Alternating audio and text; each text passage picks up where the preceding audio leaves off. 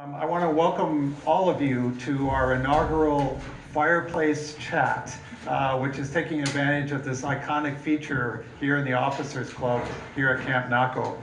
And we're pleased for our inaugural event to host Dr. John Langellier, author of More Work Than Glory, Buffalo Soldiers in the United States Army, 1866 to 1916.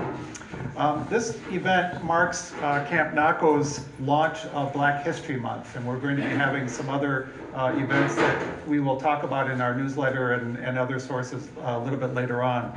But before we get started, I would like to have that the Naco Heritage Alliance would like to respectfully acknowledge that Camp Naco resides on the ancestral lands of indigenous peoples, including the Subaipuri, the Opata, and the Chiricahua Apache. We, as an organization, are committed to building sustainable relationships with the affiliated descendant tribes of Camp Naco site and through educational and community outreach programming to ensure that their history is honored and not forgotten.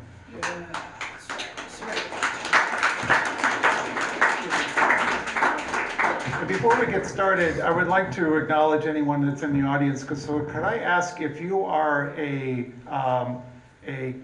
Camp Naco staff member, if you are a Naco Heritage Alliance board member, a member of our advisory groups, could you please raise your hand or stand up? Great. These are the folks that make the magic happen here, and we are grateful.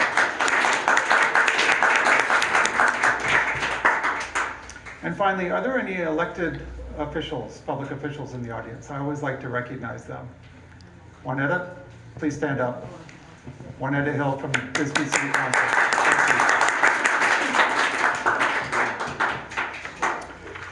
Great, so today what we're going to be doing, we're going to have a Q&A session with Dr. Langellier, and I'm going to kick it off with about 15 or 20 minutes of some of the questions that I've got for him, and then we're going to open it up for questions from the audience, and so you're welcome to to get your questions ready then for Dr. Langellier. Then we're going to be following it up with a tour afterwards, and books are going to be available for sale all throughout this event. And then after the tour, Dr. Langellier will be coming back here and do a book signing. So if you bought the book and would like to have him sign it, you're welcome to stay and be a part of that. I also, if it's not already obvious, we are filming this. And so this is going to be put up on our YouTube page, our YouTube channel. And so those of you who have not accessed our website before, it's campnacoaz.org. And so you'll be able to see this later on if you wanted to, along with our other broadcasts that we have there.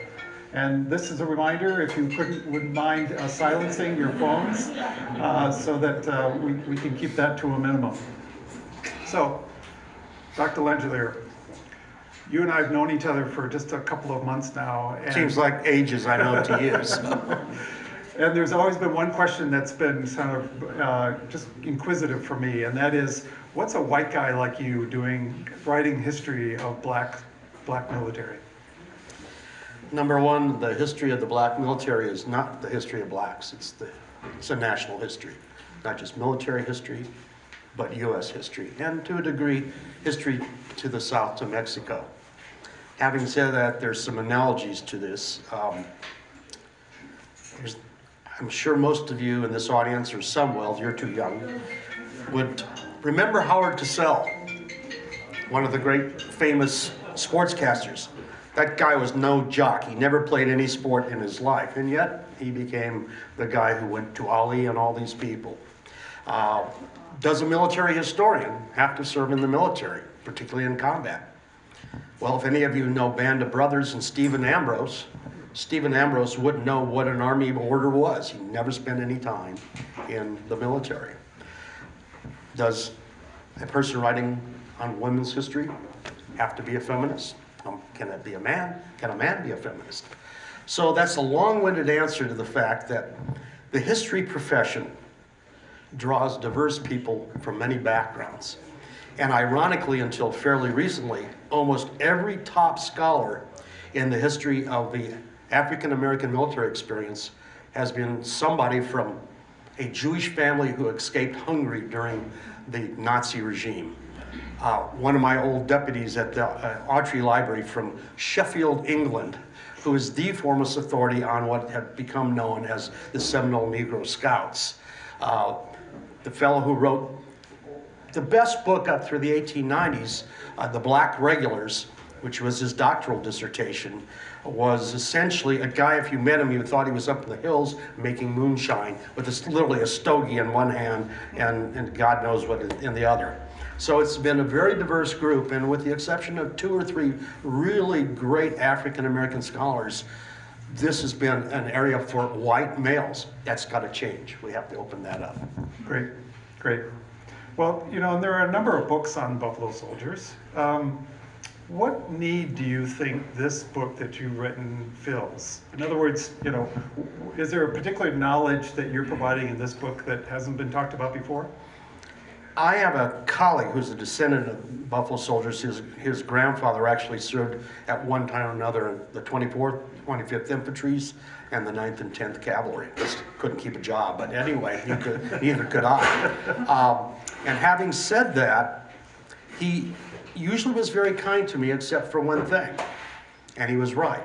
There was, I don't know if any of you remember a little big man where Chief Dan George has a scalp and he's talking to Dustin Hoffman. He says, "You see the humanity in this?" My books had no humanity in them.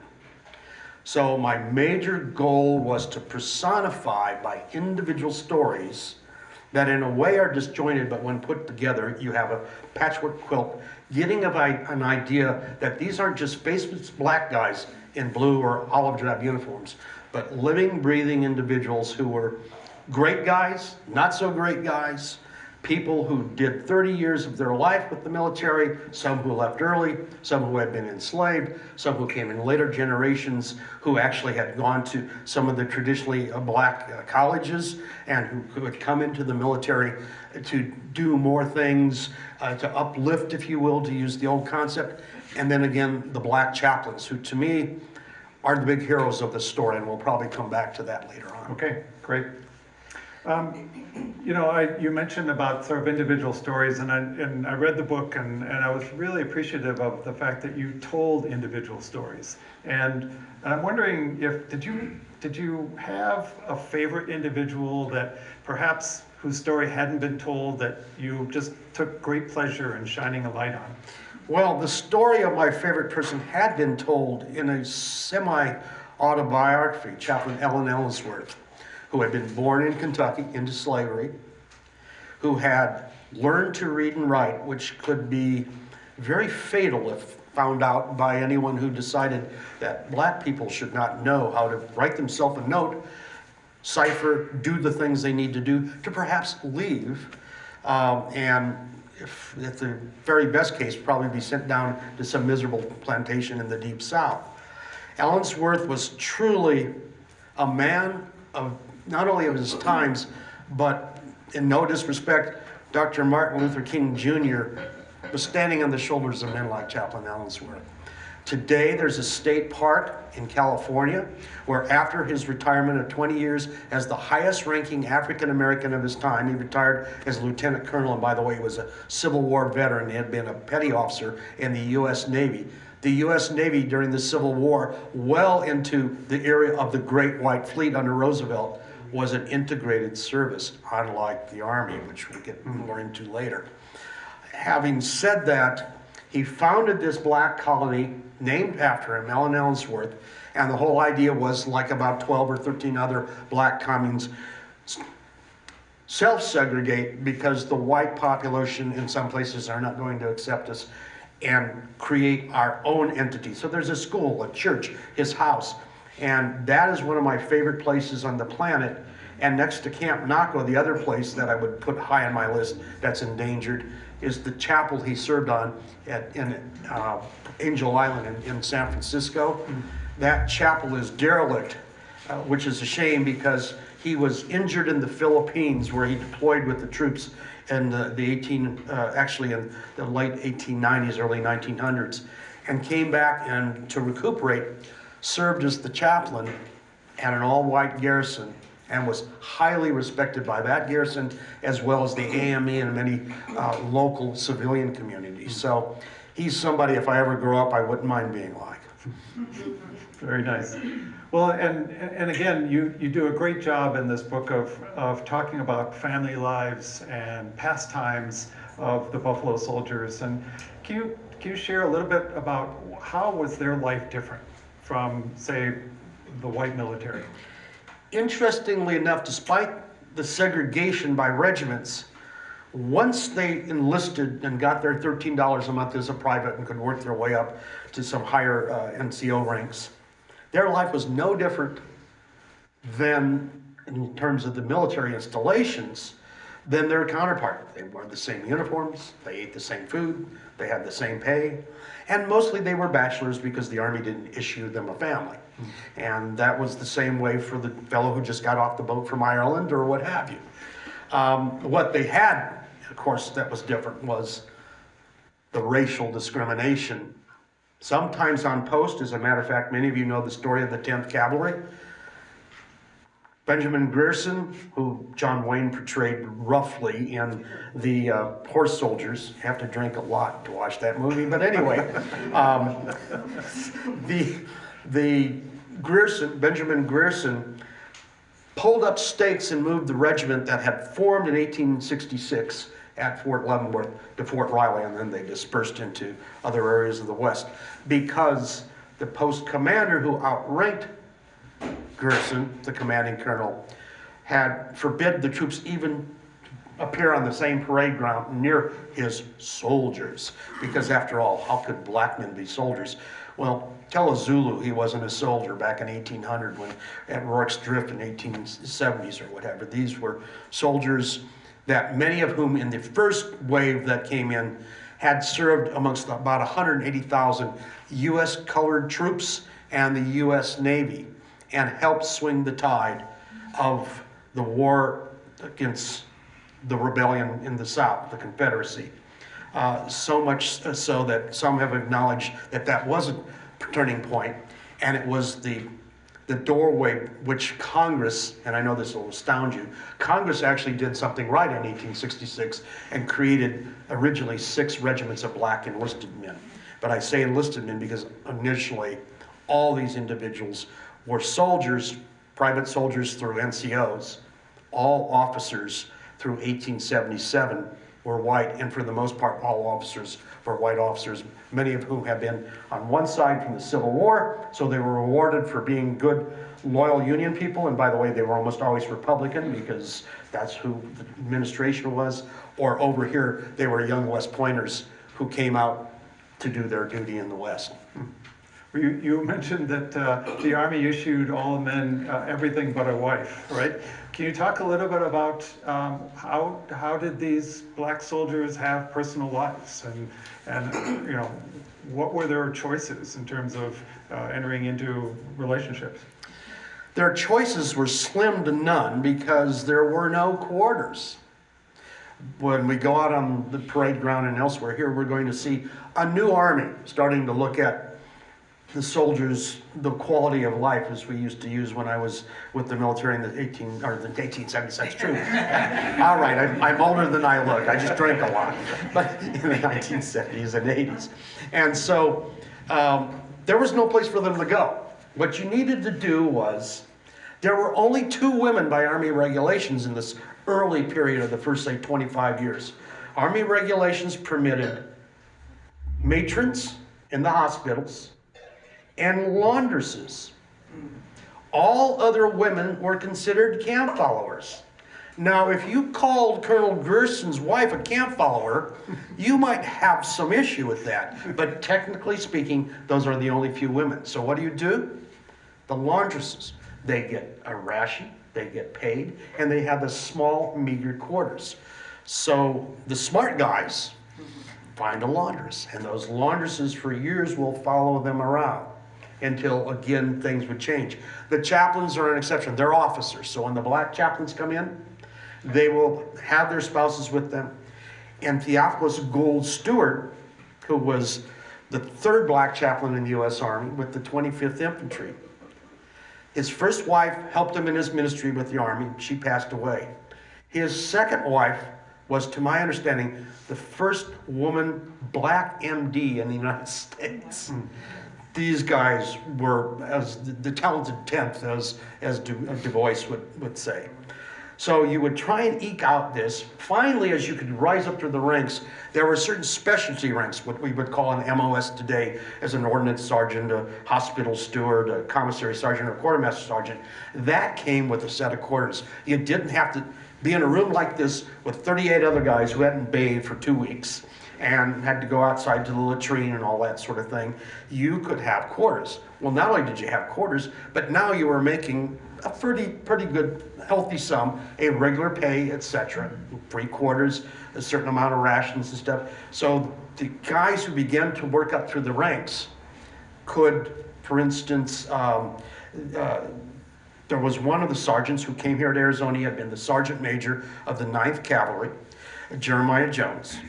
He passed the ordnance sergeant, which was a tough, I couldn't pass half this stuff. He had to know math and, and all these things that, historians don't do. Architects maybe, but historians don't.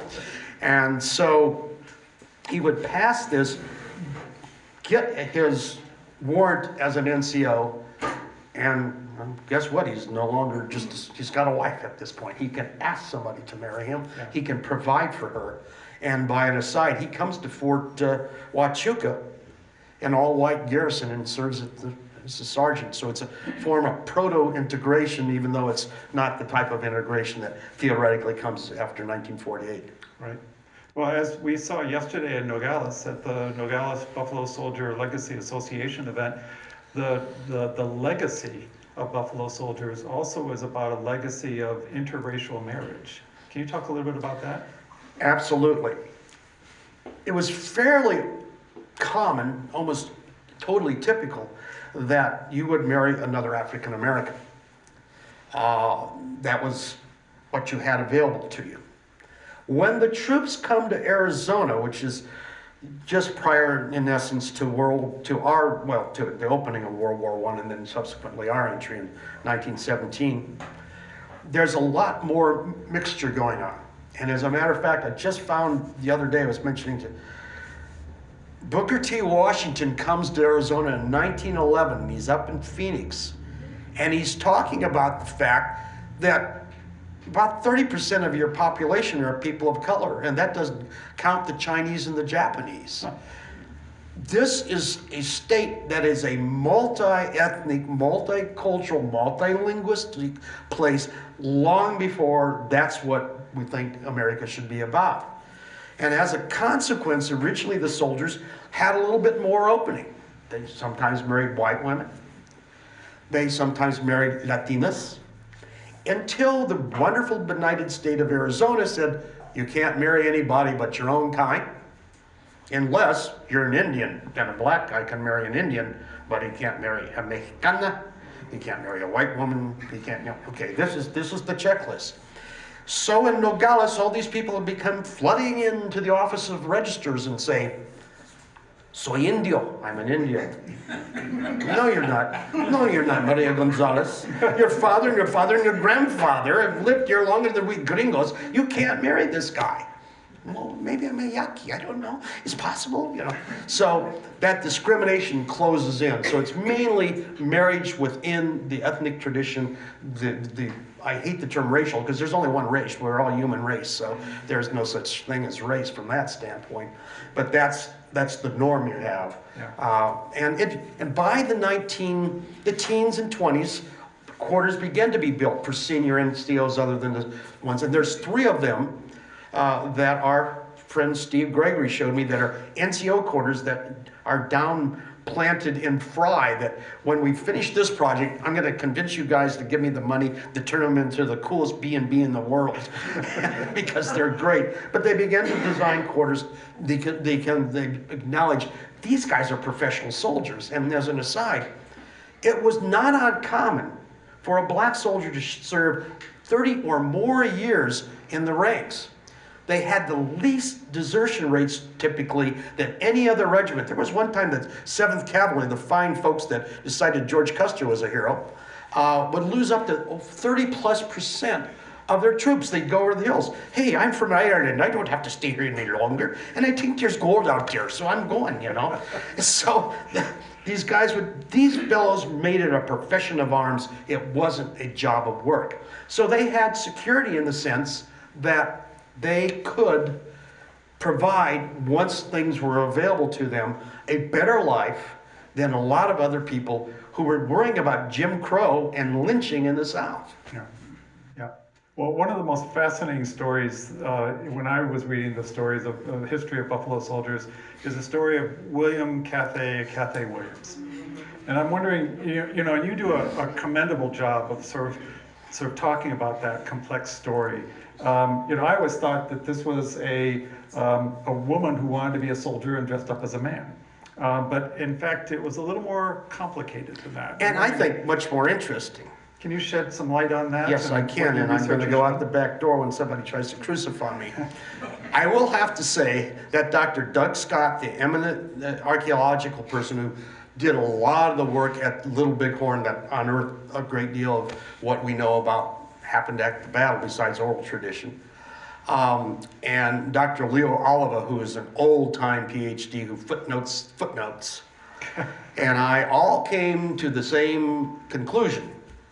I'm going to shock you and tell you that everything that has been written about this individual by another fellow PhD, not in one but two books, and several others, was based on a 1876 newspaper article from a reporter who came out to Colorado in December of 1876 and interviewed Cathay Williams.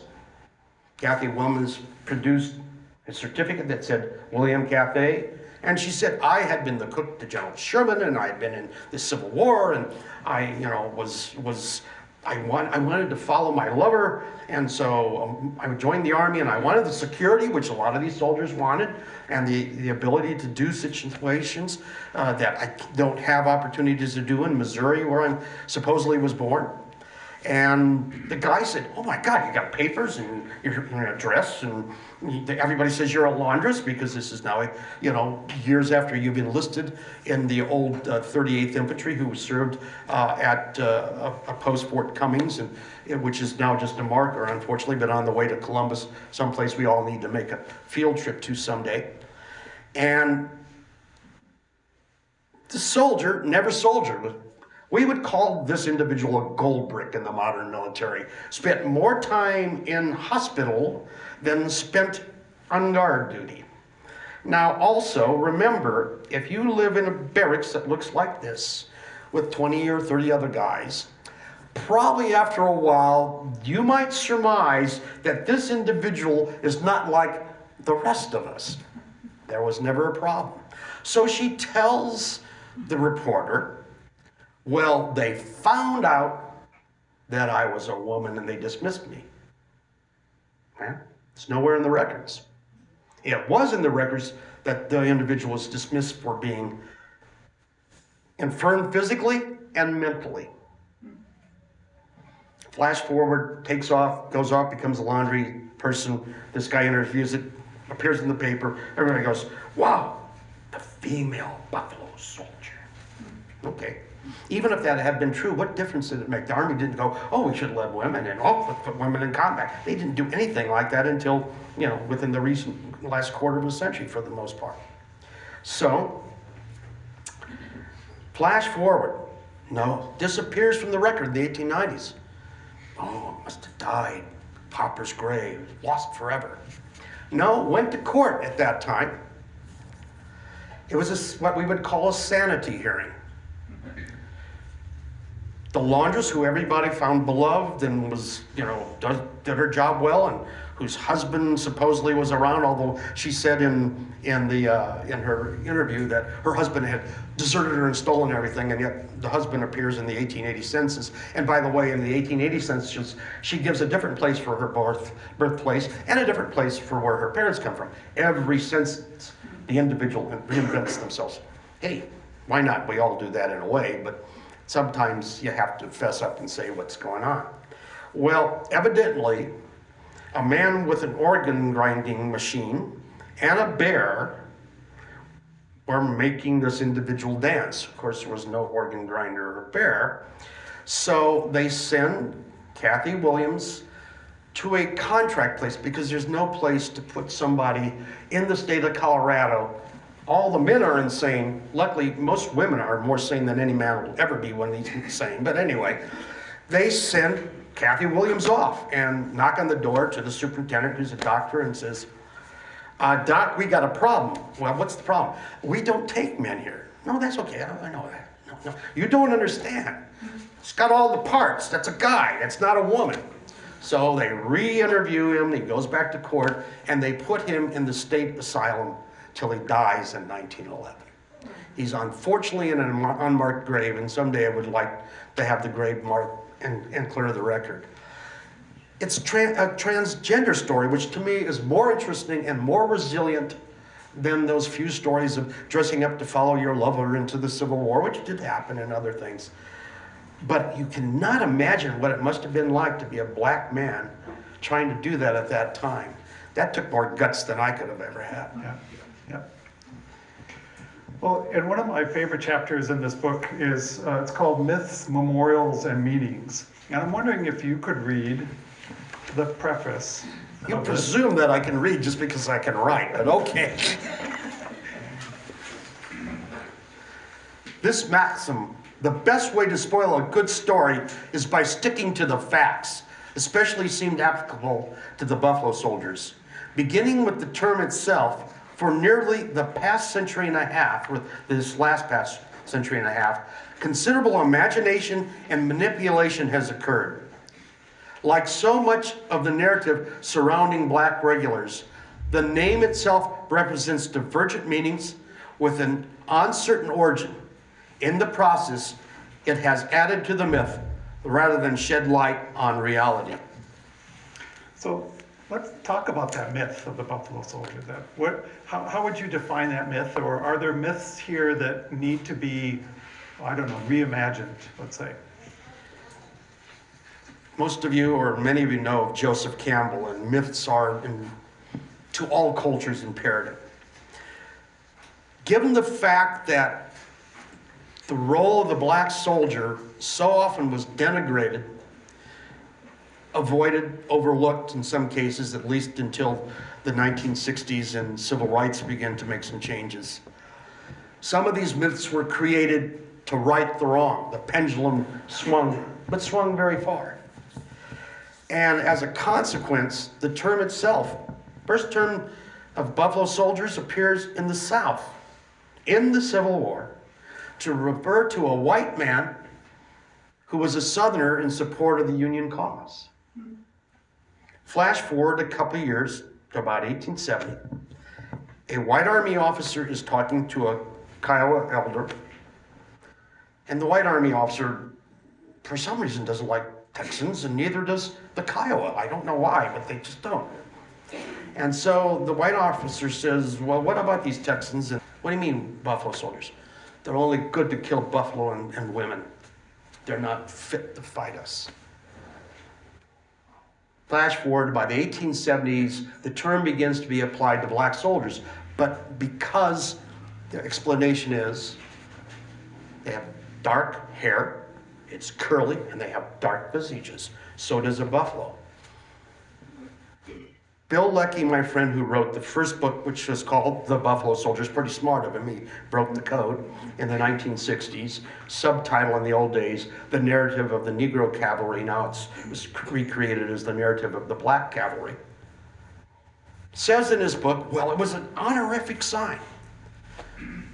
I can show you several accounts, these are supposedly from Indians, honoring the black soldier because the black soldier is brave and tenacious like a buffalo. Well, you slaughtered the buffalo in masses. Okay, well, that's maybe not where it came from. I can show you where the Native Americans used the N term. In one case, Quanah Parker is being told by a white officer, now your Comanches have got to come down here because I'll take away your firearms. Quanah looks at the guy in the eye and says, no problem. Take away our firearms, we kill your black soldiers with lodge poles. there was no respect for the white or the black soldier. If this person is coming into your life and destroying your culture, are you going to honor him? Usually not. Usually not. And so the whole term itself exploded into something else, and for good reasons, again, for pride. But we have to balance pride with reality. And my favorite line from a Western movie is The Man Who Shot Liberty Valance, where Carlton Young, is the newspaper editor, says, "This is the West, sir. When the legend becomes fact, print the legend." Well, we printed a lot of the legends. Again, I refer back to William Dobok's book, and with co-author with my friend Tom Phillips. The Black Regulars up through 1898 is the one book you should read. You shouldn't buy mine if you want to really read a solid academic book, but there's no humanity there. The other myths are, and this was, again, Bill Leckie, who, by the way, made the best martini I've ever had. So, some academics are pretty good, not all, but some. And so having said that, Bill said, well, they got the inferior courses, inferior equipment. No, I've gone through the manifest. They not only got the same thing as other guys, but here in Arizona, Powhatan Clark, who my last book was about on Frederick Remington and the 10th Cavalry in the Southwest, got experimental equipment because these guys were on the cutting edge. Hey, don't send them crap. Send them something good because they're fighting Apaches, and those are pretty tough guys. So let's see what we can do with this new equipment that we might want to roll out. And one of my favorite of the experiments, this young West Point officer, James Moss, comes straight out of West Point. He's the lowest in his class, and I will say this is the discrimination in the Army. You're at the bottom of your class, guess where you're going? To a black regiment. Top of your class, you become an engineer like Arthur MacArthur's son, Douglas. Okay, so you get off of this regiment. He gets out to beautiful Fort Missoula, Montana. He says, wouldn't it be cool if we guys got bicycles? Because they're not as expensive as horses, and they don't have to be fed, and we could do all this stuff. And he convinces the commanding general of the Army, Nelson Miles, who was also here in Arizona, who took a great deal of credit, probably not rightly so, for the last Geronimo days, and says, yeah, what the hell, why not? Go get some guys. And he handpicks these guys who's never seen a bicycle in their life. And by the time they were through with 3 experiments, they rode from western Montana to St. Louis on bicycles with 1 gear. These guys probably all had hemorrhoids when they were through. They had to carry 60 pounds of ammunition, equipment, rifles, the whole thing. Oh, there's no bridger. No problem, dudes. Pick up your bikes and carry them across with your 60 pounds worth of stuff. And they did it. The tires, oh my God, the tires were garbage. But all these experiments, these are just examples. They got the same thing as anybody else. What they didn't get is the respect they deserved. Well, my last question, and then I'm going to open it up for the audience, is we're here at Camp Naco. And Camp Naco really isn't mentioned in this book, neither is Camp Little. And I'm wondering, how does Camp Naco fit into this larger context of Buffalo soldier history? And what makes, in your view, what makes Camp Naco unique?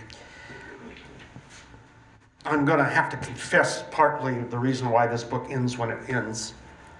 I'm a history harlot. I came back out of retirement to write a study for the National Park Service. I was selected to do a study of the black soldier in the national parks, which, by the way, go from Fort Pulaski on the eastern seaboard to Hawaii and Alaska. Black soldiers were virtually anywhere you can imagine. And international. International. Yeah. Cuba, the Philippines, absolutely. They're the shock troops. They're the first 4 regiments essentially mobilized. Do you think Theodore Roosevelt, who read a manual on the Army drill, knew a damn thing when his Brooks, no offense to you, his Brooks Brothers suit? Because that's where he got his uniform. I get my uniform to have Brooks Brothers, Lieutenant, And so, actually, when he said it like this, he had a terrible voice. But the story ends because I was concentrating on the parks, including Charles Young, the first African-American superintendent of a national park. Fascinating individual. Now his home up in Wilberforce, which is one of those few places I haven't been yet and must visit. I cut off with the Park Service time period. I added a little bit here because I have to tell you, I'm a huge interest in the Mexican border. I go back, my original programs were in Spanish borderlands and 18th century Spanish. As a matter of fact, I read better 18th century Spanish than I read American English today, but that's another story. The next book, so you'll get me off the damn hook of this question, because I knew you were going to do this to me, is I wrote a little quick book here because I'm not very literate, so it's got lots of pictures in it from a company you're all probably familiar with. It's Arcadia Press. And I do mention the camps in there. But my college roommate, just before he passed away, made me get off dead center, and he published his doctoral dissertation with their other arm of called their history press. And it's somewhat academic in the fact that it's driven more by text and less photographs. And it was his brilliant doctoral dissertation on pioneer Jews in Arizona. He passed away like the week it came out. So it made me think, I better get off my duff. I've always loved the history of the black soldier in Arizona.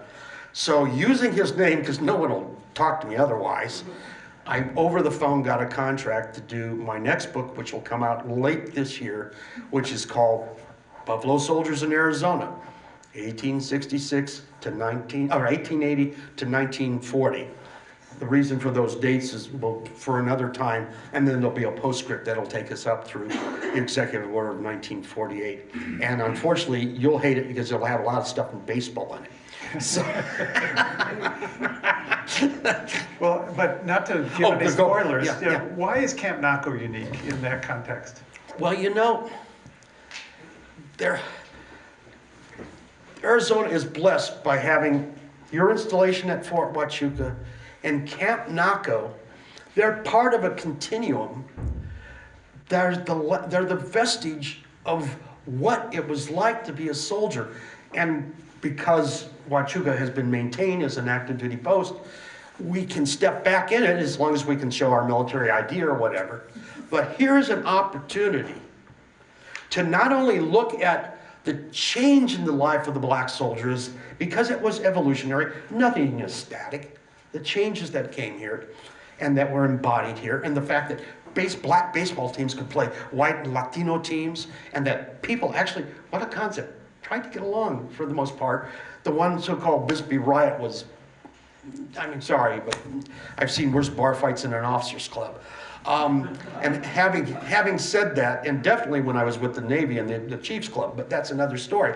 And so this place has the unique opportunity to tell not just that story, but the story of the interactions, as you started at the beginning, of all the people who have passed through here, whether they're hunting something with big tusks down the block or playing baseball across the road. This place is the history of the borderlands, La Frontera.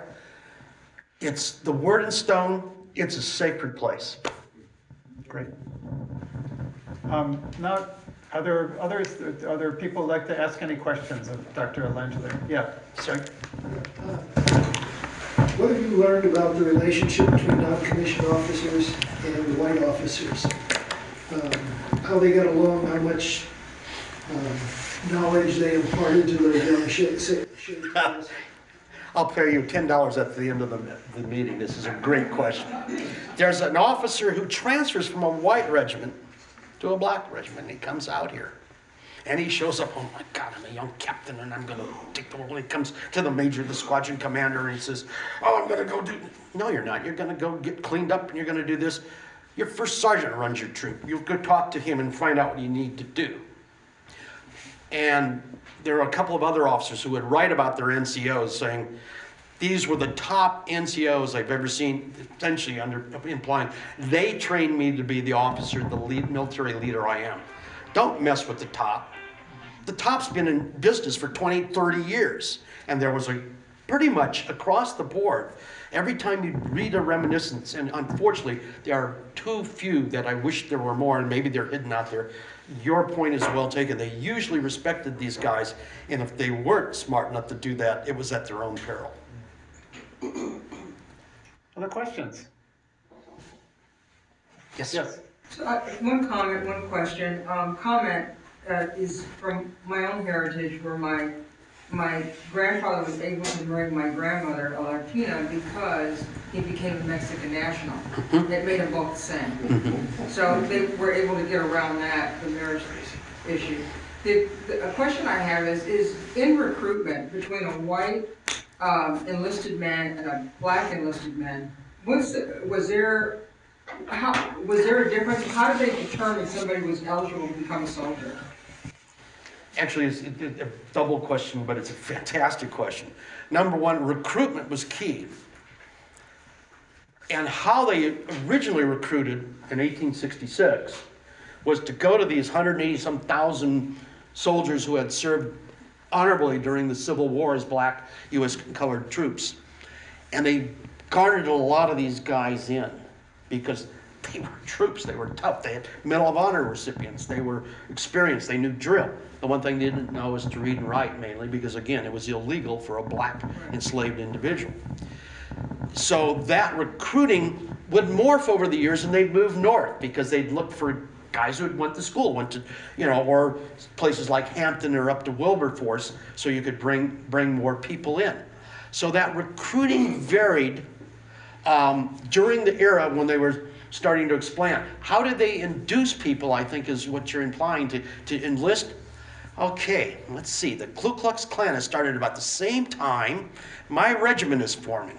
I think I'll stay at home in Alabama. This will be a good thing for me. So there's one inducement, the racism you're experiencing. Secondly, some of these guys say, I just don't want to go back to doing what I used to do before the war. I don't want to see the rear end of a mule as I'm going down plowing. I want adventure. Every thought that you can come up with was there, and I do cover that kind of in the first chapter. There was all these inducements, and it's ridiculous for us to think about this, was the masculine psyche. We're men. We know we're men. I guess we have to prove it to the rest of you people that we are men just like you are. And so there was that underlying situation. So there was no lack of people who wanted to join, and no lack of people who brought themselves up by the bootstrap. Chaplain Ellsworth designed the first manual for enlisted personnel, not only to read and write, because that was what the black chaplains were challenged to do as long as also in association with being the spiritual leader of the unit. But they would go out. His goal was recruit these guys, get them trained. 10 years later, they're back into the community. They're somebody in that community. They're educated. They know how to cook. They might be leather workers or whatever. They have trades. They don't have to go back to be a second-class citizen and shuffling for some white guy in the South or anywhere else for that matter. So the recruitment was fairly easy with the black soldiers, fairly easy with immigrants coming from elsewhere. 30% of the army was Irish in the post-Civil War era. A lot of Germans, usually the top NCOs were Germans. I guess it's in the blood, they like to march or whatever, And but their inducement was different, and their commitment was different than the black soldier who was really committed. Now, some individuals did come into this country to get citizenship, including some people from Mexico who came up and joined the regiments here. And there was only one individual I ever found who was born in Canton and came and became an enlisted man, but they put him in the White 16th Infantry, interestingly enough. Did I cover that well enough, or is there something I missed? So once you're recruited, Oh, yes. Was there at a time where you had to prove yourself? So if a white soldier comes into the military, do they have to take a test? Oh no, they didn't. That's the more important question. It's like put a mirror under your nose and see if you're alive. Do you have front teeth in the old days because you had heard the term bite the bullet? You had to rip open the cartridge. That's why he has no teeth up front. That seals, But it's okay. You've done a good job. And you really didn't have to prove yourself. They were looking for cannon fodder. And after the Civil War, they had a lot of vets, But if you'd gone through 3 or 4 years of the worst war in American history, didn't you want to go back to Iowa or New Jersey? Well, maybe not New Jersey, but somewhere else to relive your life, or get your life back. And so, yeah, you always had to prove yourself in a sense, because going back to my colleague's question, you always had this guy called the first sergeant, the top soldier, the first shirt. You didn't want to cross him. And in the old days, it wasn't always because you're the most capable soldier, but you're the meanest SOB in the trooper company, and you didn't cross top because you may not get up the next morning without feeling very bad from the night before because he beat the living you-know-what out of you. So you always had to prove yourself whether you were any background. But some of these soldiers were dreadful soldiers on both sides of whatever regiments they served in.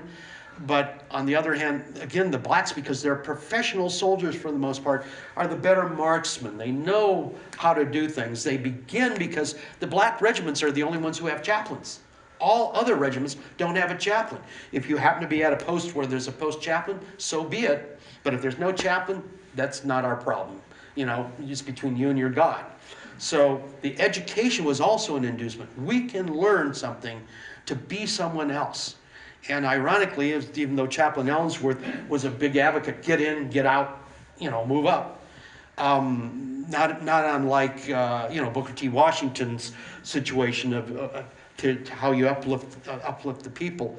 The troops themselves benefited greatly, and they knew who they were. One of the black, Rafer Logan, a eminent black professor, essentially said, the black soldiers were our Jackie Robinsons, our Ralph Bunch, our Miriam Anderson of the era, because we didn't have a lot of the people to look up to. So it was the soldiers, the black porters on the railroads, who were really interesting people, and the black church. They were mainstays of trying to push on beyond this insanity of the prejudice that existed. Thank you. Yeah. Yes, just a quick one here. My company was hired to do some of the cleanup on this, on the grounds here. And I have a young man working for me of Mexican American and Native heritage. And I knew that, but I didn't know anything else. And we came in on our first day, and all of a sudden he's talking very passionately about the history of this place. I didn't know anything about that. He's not just saying, oh, I learned this from Grandpa. No, he's really passionate. Who originally was here? And he asked you the question before, but maybe just a little bit more about what happened here. Well, if we go back thousands of years, we have people who are paleo people who are hunting down food sources. Flash forward, yes, there are the tribal peoples that are here. In Canada, we call them, I'm sorry, I've been trying First Nation. First Nations. I have to think about it in English because sometimes the French stuff comes back in. My people are French Canadians, so we don't know anything. But when you flash forward to this specific site as a military post, it's first the Arizona National Guard, because what happens is Mexicans, after Porfirio Diaz has ended his dictatorship and all the good gravy has been taken care of with the oil companies and the mining companies and all these people from the United States who are mining in Mexico and exploiting Mexico for our purposes.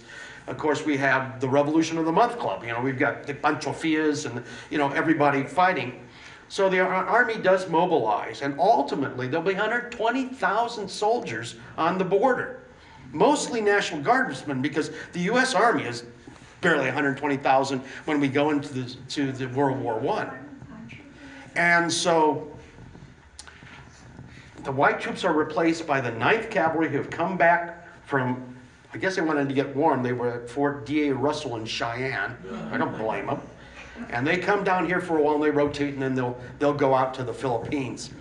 We constantly will be sending the black soldiers to the Philippines because we are always afraid of racial tension. And basically, The only really bad racial tension where things break out into super violence are in Texas. In the 1890s, which was a prototype to Brownsville of 1906, and then of course the 1917 Houston. We had one incident here and one incident up near Fort Apache. Both of them were flashes in the pan, could have happened anywhere between any group. So after the 9th comes here, they'll deploy Douglas, Bisbee here, tent cities. And by the way, when we were talking about the rafters, I have a series of letters I bought from a woman who had moved from California, and she was down near LA and stuff. And she, oh my God, if I could write this well, you couldn't afford to have me here today. But anyway, she talked about they were trying to redo their house. It's like all of us, they buy the house, got the fixer-upper and that sort of thing. We can't get lumber because the Army's buying every stick of wood in town. They're buying all the hay. They're buying everything. So there's that economic impact, of course.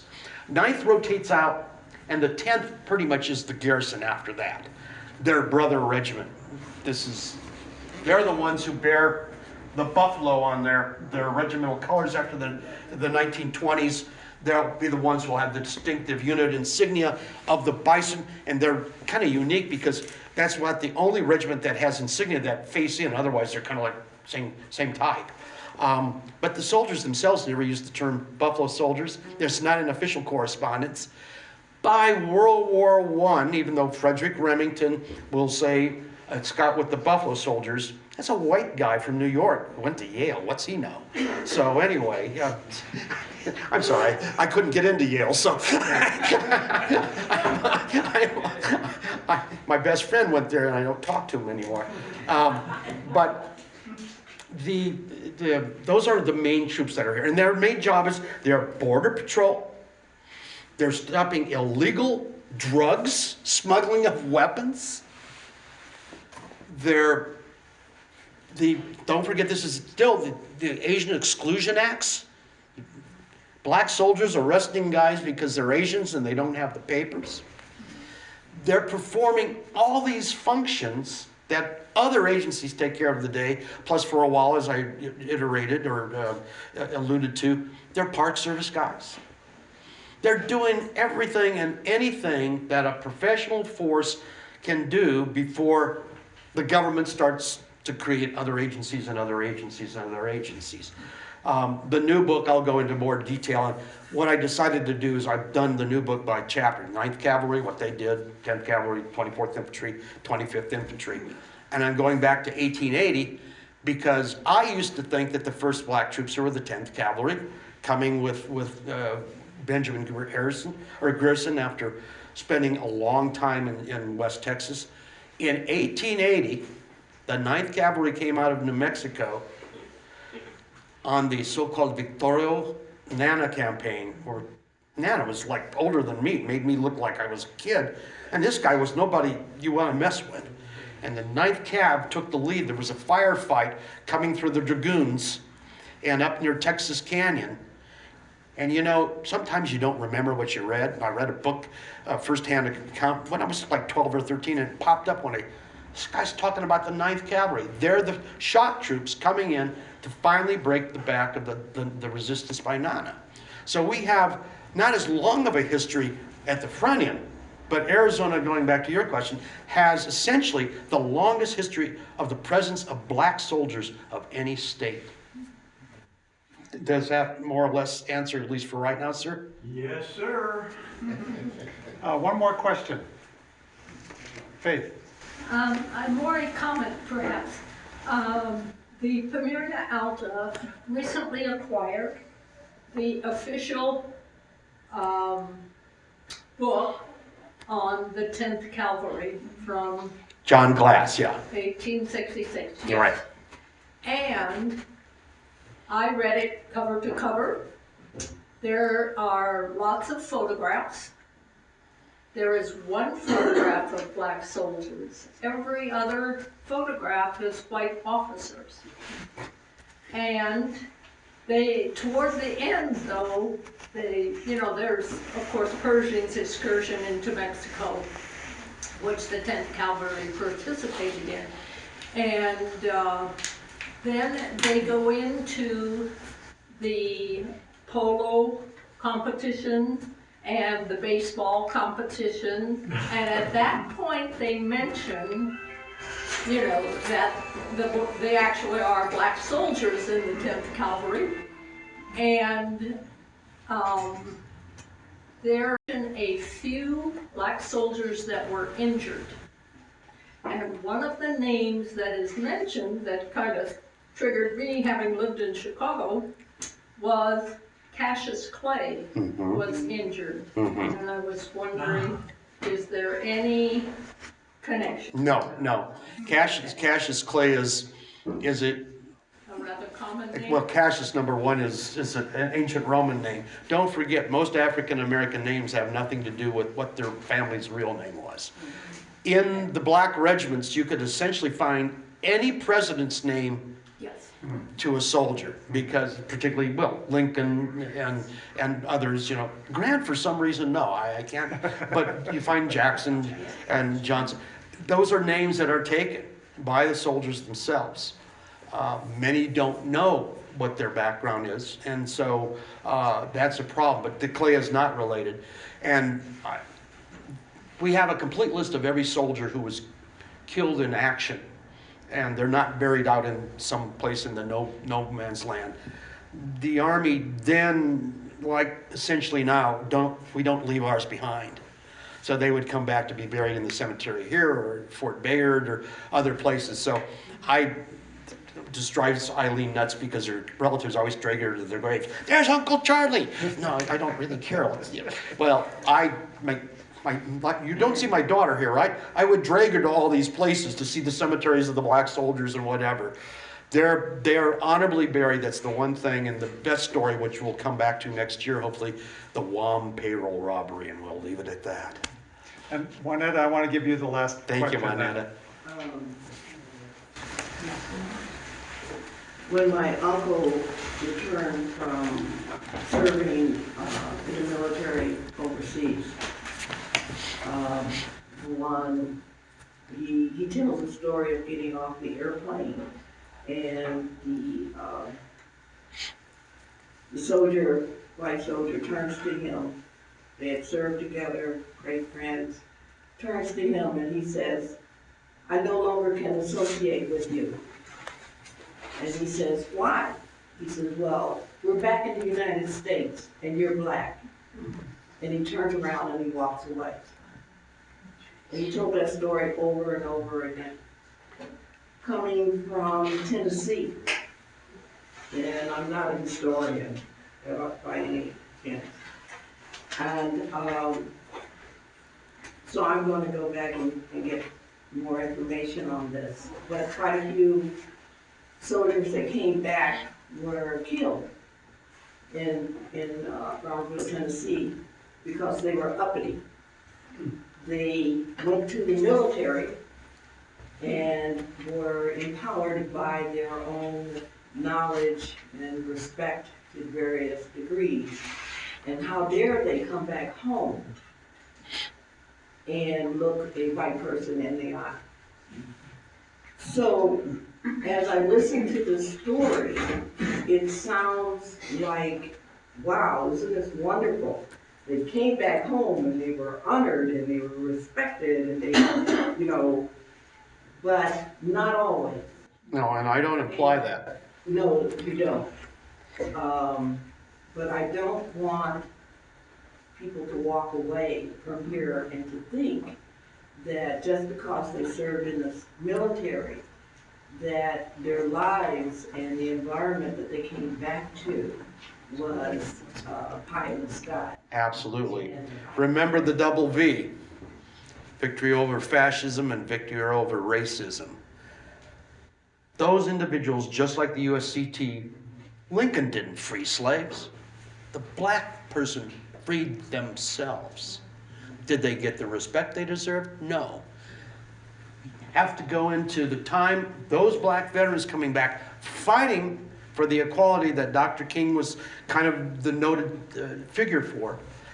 If they had not served with honor, I don't think the movement would have moved ahead, but it moved ahead far too slowly. You're absolutely right. And it's still here today. Sir? Can we all give Dr. Langellier a round of applause?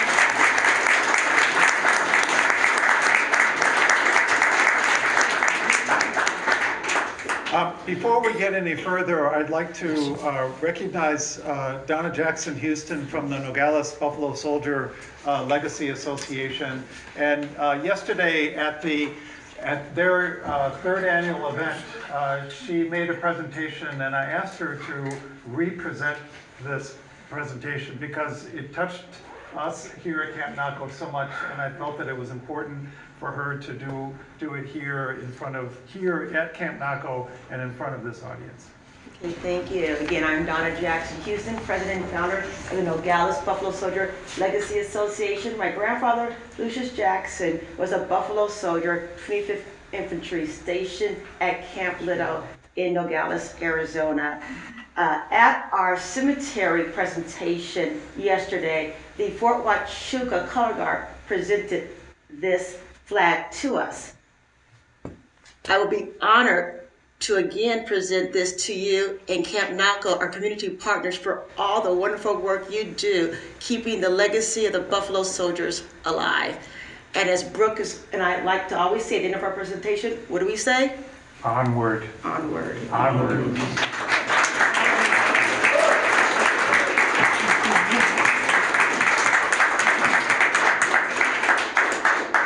This represents the relationship and the partnership that we have with many sites that are honoring the Buffalo Soldiers. And we here at Camp Naco feel very honored to have developed this partnership, not just with Camp Little, but with Buffalo Soldier sites, and particularly those that are associated with the 35 sites along the U.S. border that were established to fend off the Mexican Revolution. And so we feel particularly honored to have this partnership with the Nogales Buffalo Soldier Legacy Association. Thank you so much, Donna. Thank you.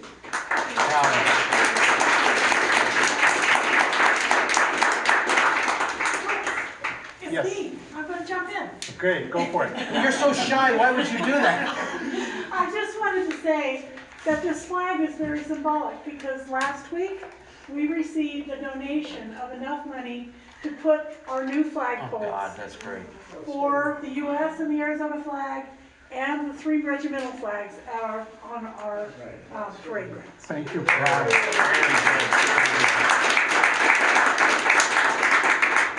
Wonderful. And I'd like to, before we break up and start the tour, I'd like to just take a minute and thank those of you on the Camp Naco team.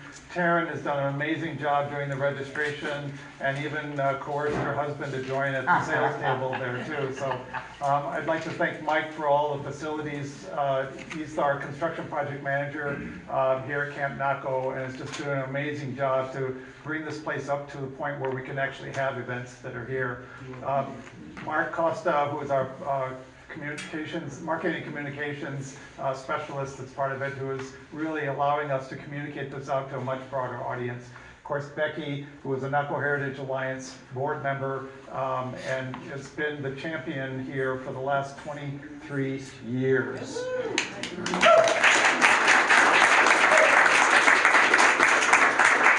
Mark, I just wanted to say something. I mean, Mark lied. He told people J.A. Jance was going to be here today. That's why we got the crowd. And I'd also like to thank you all for coming. Yes.